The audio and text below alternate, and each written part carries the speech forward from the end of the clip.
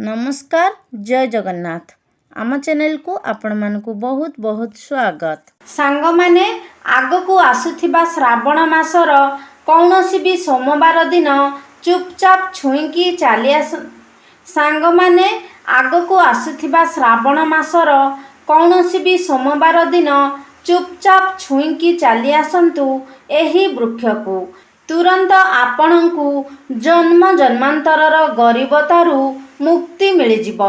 खुशी रे पूरी उठिब आपणଙ୍କ घर परिवार। भगवान शिव शंकरंकर आशीर्वादरू आपणଙ୍କର समस्त मनोकामना तुरंत हेब पूर्ण। आपणଙ୍କ भाग्य प्रबल हेब। धन ऐश्वर्य रे पूरी उठिब आपणଙ୍କ घर। श्रावण मासर सोमवार रे जेउ भी व्यक्ति एही वृक्ष को छुई देब ताकू केही भी धनवान हेबारू अटकाई पारिबे नाही। से व्यक्ति उपरे सर्वदा महादेवंकर कृपा दृष्टि रहिब। पूजा पाठ न करी धूप दीप आदि न जलाई व्रत उपवास न रखी मध्य जेउ व्यक्ति श्रावण मासरे ए वृक्ष गुड़ी को छुईकी प्रणाम करिदेब तेबे तार समस्त इच्छा तुरंत पूर्ण हुए। तार आर्थिक स्थिति मध्य मजबूत होइथाए।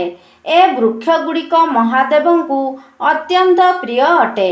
जेउ भी व्यक्ति श्रावण मास सोमवार रे सठिक मुहूर्त रे एही वृक्ष गुड़िक छुई देब तार समस्त इच्छा तुरंत पूर्ण हेब। दरिद्रता ता घरू दूरेई जीव। एही वृक्ष गुड़िक भगवान शिव शंकरंकर विशेष आशीर्वाद प्राप्त करिछंती। एही वृक्ष गुड़िकु महादेवंकर स्वरूप बोली कुहा जाए। वीडियो रे कुहा जाइथिबा वृक्ष गुड़िक मध्यरु कौनसी भी गोटिए वृक्ष को भी आपण श्रावण सोमवार दिन छुईकी प्रणाम करिवे तेबे आपणक जीवन रे थिबा समस्त कष्ट जंत्रणा दूरेई जीव। आपणकर किछि भी मनोकामना थाउ ना काहेकि ताहा पूर्ण हेब। जदि आपण लंबा समय धरी चाकरी खोजुछंती तेबे एही उपायटी कला परे आपण निज मन पसंदर चाकरी पाई जिवे। आपणक बंद पड़िथिबा व्यापार पुणी थरे चालू होई जिव। आपणक जीवन रे धन आगमनर नुआ नुआ रास्ता खोली जिव। आपणक संचित धन रे वृद्धि घटिब। आपणक भाग्य प्रबल हेब एवं आपणक हितरे जीव। भगवान शिव शंकरंक कृपारू आगकू आसुथिबा समय आपणकर मंगलमय प्रमाणित हेब। सांग माने श्रावण मास को सनातन धर्म रे अत्यंत पवित्र मास बोली कुहा जाए। पौराणिक मान्यता अनुसारे भगवान विष्णु एही श्रावण मासरे क्षीरसागर रे निद्रा रे चली जाती एवं महादेव सृष्टिर समस्त कार्यभार को संभाली थांती। शास्त्र अनुसारे महादेवंक पूजा व्रत पाई श्रावण मासटी को सर्वश्रेष्ठ मास बोली कुहा जाए। देश विदेशर लोक माने मध्य श्रावण सोमवार व्रतटी को निष्ठार सह पालन करिथांती। श्रावण मासर प्रत्येक सोमवार गुड़िकरे लोक माने ब्रह्म मुहूर्तरू उठी पूरा दिन व्रत उपवास रखती। जेउ भी व्यक्ति उपरे महादेव प्रसन्न हुंती तार जमराज मध्य किछि भी क्षति करि पारंती नाही।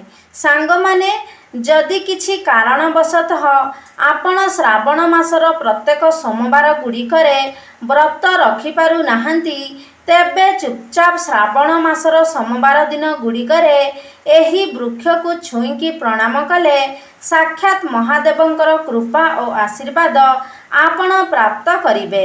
एही वृक्ष गुड़िक विषय रे शिव पुराण रे मध्य विस्तार भावरे वर्णित अछि। सांग माने हजारे वर्ष आगरू गछलता को मनुष्य पूजा करी आसुछि।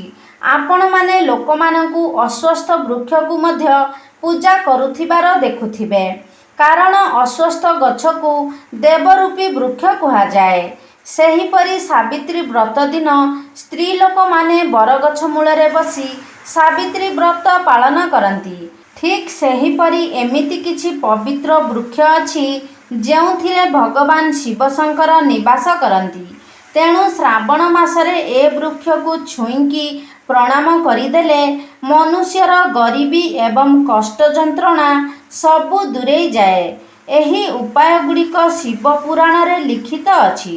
ସେ ବୃକ୍ଷଗୁଡ଼ିକ ବିଷୟରେ ଜାଣିବା ପାଇଁ ଭିଡ଼ିଓଟିକୁ ସ୍କିପ୍ ନ କରି ଶେଷ ପର୍ଯ୍ୟନ୍ତ ନିହାତି ଦେଖନ୍ତୁ ଏବଂ ଚ୍ୟାନେଲଟିକୁ ସବସ୍କ୍ରାଇବ୍ କରି କମେଣ୍ଟ ବକ୍ସରେ ଶ୍ରଦ୍ଧା ଓ ଭକ୍ତିର ସହ ହର ହର ମହାଦେବ ନିଶ୍ଚୟ ଲେଖନ୍ତୁ। ସାଙ୍ଗମାନେ, ଏ ବର୍ଷ 22 ଜୁଲାଇ ସୋମବାର ଦିନ ଶ୍ରାବଣ ମାସ ଆରମ୍ଭ ହେଉଛି ଏବଂ 19 ଅଗଷ୍ଟରେ ଶ୍ରାବଣ ମାସ ସମାପ୍ତ ହେବ। ଏ ବର୍ଷ ମୋଟରେ 5ଟି ସୋମବାର ପଡ଼ୁଅଛି। 19 ଅଗଷ୍ଟରେ ରାକ୍ଷୀ ପୂର୍ଣ୍ଣିମା ମଧ୍ୟ ପାଳିତ ହେବ। ସାଙ୍ଗମାନେ, ଶ୍ରାବଣ ସୋମବାର ବ୍ରତରେ ଲୋକମାନେ ମହାଦେବଙ୍କୁ କ୍ଷୀର ଜଳ ଆଦି ଚଢ଼ାଇବା ସହ ବେଲପତ୍ର ମଧ୍ୟ ଅର୍ପଣ କରିଥାନ୍ତି।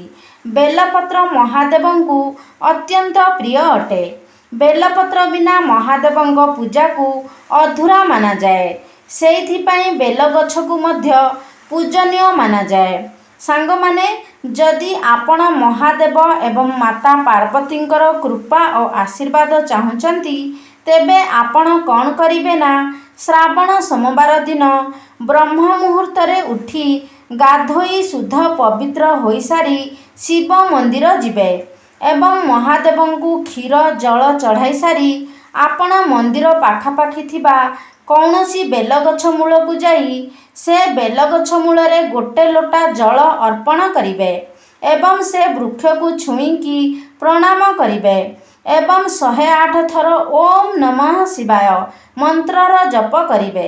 କାରଣ 108 ସଂଖ୍ୟାଟି ମହାଦେବଙ୍କୁ ଅତ୍ୟନ୍ତ ପ୍ରିୟ ହୋଇଥାଏ। ଯଦି ଶ୍ରାବଣ ମାସର ପ୍ରତ୍ୟେକ ସୋମବାର ଦିନ ଆପଣ ଏହି ଉପାୟଟି ପାଳନ କରିନେବେ, ତେବେ ନିଶ୍ଚିତ ହିଁ ଭୋଳା ବାବା ଆପଣଙ୍କ ଉପରେ କୃପା ବର୍ଷା କରିବେ। ସାଙ୍ଗମାନେ, ଯଦି ଆପଣ ସବୁବେଳେ ରୋଗଗ୍ରସ୍ତ ରହୁଛନ୍ତି, ଟଙ୍କା ଖର୍ଚ୍ଚ କରି କରି ଆପଣ ଥକିଗଲେଣି, ତେବେ ଆପଣ କ'ଣ କରିବେ ନା ଶ୍ରାବଣ ମାସର ସୋମବାର ଦିନରେ ସକାଳୁ ଉଠି ଗାଧୋଇ ସାରି ଗୋଟେ ଲୋଟା ଶୁଦ୍ଧ ଜଳ ନେଇ ଶମୀ ବୃକ୍ଷରେ ଅର୍ପଣ କରିବେ। ଏହାପରେ 108 ଥର ଆପଣ ଭଗବାନ ଶିବଙ୍କ ବୀଜମନ୍ତ୍ରକୁ ଜପ କରିବେ। ଭଗବାନ ଶିବଙ୍କ ବୀଜମନ୍ତ୍ର ହେଉଛି ଶ୍ରୀ ଶିବାୟ ନମସ୍ତୁଭ୍ୟମ୍। ଏହାପରେ ସେ ବୃକ୍ଷକୁ ଛୁଇଁକି ପ୍ରଣାମ କରି ନିଜ ଘରକୁ ଚାଲି ଆସିବେ। ଏହାପରେ ଆପଣଙ୍କ ଉପରେ ଲାଗିଥିବା ସମସ୍ତ ଦୋଷ ଏବଂ କୁଦୃଷ୍ଟି ସମାପ୍ତ ହୋଇଯିବ। ଆପଣ ଧୀରେ ଧୀରେ ସୁସ୍ଥ ହୋଇଯିବେ। ମହାଦେବଙ୍କର କୃପା ଓ ଆଶୀର୍ବାଦ ଥିବା ଲୋକର ଯମ ମଧ୍ୟ କିଛି ବିଗାଡ଼ି ପାରେ ନାହିଁ। ସାଙ୍ଗମାନେ, ଶମୀ ବୃକ୍ଷକୁ ମଧ୍ୟ ପୂଜନୀୟ ମାନାଯାଏ। ଯେଉଁ ବି ବ୍ୟକ୍ତି ସୋମବାର ଦିନ ଗୋଟେ ଲୋଟା ଜଳରେ ଶମୀ ବୃକ୍ଷର କିଛି ପତ୍ର ମିଶାଇକି ମହାଦେବଙ୍କ ଉପରେ ଅର୍ପଣ କରେ, ତେବେ ସେ ବ୍ୟକ୍ତିର ସମସ୍ତ ମନୋକାମନା ତୁରନ୍ତ ପୂର୍ଣ୍ଣ ହୁଏ। ଶମୀ ବୃକ୍ଷରେ ମହାଦେବଙ୍କ ସହ ଶନିଦେବଙ୍କର ମଧ୍ୟ ବାସ ହୋଇଥାଏ। ସାଙ୍ଗମାନେ, ଯଦି ଆପଣ ଚାହୁଁଛନ୍ତି କି ଆପଣଙ୍କ ଭାଗ୍ୟ ସର୍ବଦା ଆପଣଙ୍କ ହିତରେ ଯାଉ ବୋଲି, ଆପଣଙ୍କ କୁଣ୍ଡଳୀର ନବଗ୍ରହ ଆପଣଙ୍କର ସାଥ ଦିଅନ୍ତୁ ବୋଲି, ତେବେ ଆପଣ କ'ଣ କରିବେ ନା ଶ୍ରାବଣ ସୋମବାର ଦିନ ଶିବଲିଙ୍ଗରେ କ୍ଷୀର କିମ୍ବା ଜଳ ଚଢ଼ାଇ ସାରି ନିଜ ଘର ପାଖାପାଖି ଥିବା ଅଶୋକ ବୃକ୍ଷ ନିକଟକୁ ଯାଇ 1 ଲୋଟା କଞ୍ଚା କ୍ଷୀର ସେ ଅଶୋକ ବୃକ୍ଷରେ ଅର୍ପଣ କରିବେ ଏବଂ ଏହାପରେ 108 ଥର ଓମ୍ ନମଃ ଶିବାୟ ହର ହର ମହାଦେବ ମନ୍ତ୍ରର ଜପ କରିବେ। ଏତିକି ଉପାୟ ଶ୍ରାବଣ ମାସ ସୋମବାର ଦିନ କରିନେଲେ ଆପଣଙ୍କର ଦୁର୍ଭାଗ୍ୟ ସୌଭାଗ୍ୟରେ ବଦଳିଯିବ। ଏହାଛଡ଼ା ସାଙ୍ଗମାନେ, ଅଶ୍ୱତ୍ଥ ଗଛରେ ମଧ୍ୟ ବ୍ରହ୍ମା ବିଷ୍ଣୁ ଏବଂ ମହେଶ୍ୱରଙ୍କର ବାସ ହୋଇଥାଏ। ଯଦି ଆପଣ ନିଜର ଦୁର୍ଭାଗ୍ୟକୁ ସୌଭାଗ୍ୟରେ ବଦଳାଇବା ପାଇଁ ଚାହୁଁଛନ୍ତି, ତେବେ ଆପଣ କ'ଣ କରିବେ ନା ଶ୍ରାବଣ ସୋମବାର ଦିନ ସକାଳୁ ଉଠି ଗାଧୋଇ ଶିବ ମନ୍ଦିର ଯାଇ ଶିବଙ୍କ ପୂଜା ଅର୍ଚ୍ଚନା କରିବେ। ଏହାପରେ ଆପଣଙ୍କ ଘର ପାଖାପାଖି ଥିବା ଅଶ୍ୱତ୍ଥ ବୃକ୍ଷ ନିକଟକୁ ଯାଇ 11 ଥର ଅଶ୍ୱତ୍ଥ ବୃକ୍ଷର ପରିକ୍ରମା କରିବେ। ଏହାପରେ ସେ ଗଛ ମୂଳରେ ଛିଡ଼ା ହୋଇ 108 ଥର ମହାଦେବଙ୍କ ବୀଜ ମନ୍ତ୍ରକୁ ଜପ କରିବେ। ବୀଜ ମନ୍ତ୍ର ହେଉଛି ଶ୍ରୀ ଶିବାୟ ନମସ୍ତୁଭ୍ୟମ୍। ଏହାପରେ ସେ ଗଛକୁ ଛୁଇଁକି ପ୍ରଣାମ କରିବେ। ସାଙ୍ଗମାନେ, କେବଳ ଏତିକି ଉପାୟ କରିନେଲେ ଆପଣଙ୍କର ସମସ୍ତ ମନୋକାମନା ମହାଦେବଙ୍କ କୃପାରୁ ନିଶ୍ଚିତ ପୂରା ହେବ। ଆପଣଙ୍କର ଭାଗ୍ୟ ଆପଣଙ୍କର ସାଥ ଦେବ। ଆପଣଙ୍କ ଆର୍ଥିକ ସ୍ଥିତି ମଜବୁତ ହେବ। ଆପଣଙ୍କ ଘରୁ ରୋଗ ଶୋକ ଆଦି ଦୂରେଇ ଯିବ। ତ ସାଙ୍ଗମାନେ, ଆଜିର ଏହି ଭିଡ଼ିଓଟି ଆପଣମାନଙ୍କୁ ନିଶ୍ଚିତ ଭଲ ଲାଗିଥିବ। ଯଦି ଭଲ ଲାଗିଛି ତାହେଲେ ଲାଇକ୍ କରିବେ, ସେୟାର କରିବେ। ଆମ ଚ୍ୟାନେଲକୁ ଯଦି ସବସ୍କ୍ରାଇବ୍ କରିନାହାନ୍ତି ତାହେଲେ ସବସ୍କ୍ରାଇବ୍ କରିଦେବେ। ସର୍ବେ ଭବନ୍ତୁ ସୁଖିନଃ। ଧନ୍ୟବାଦ।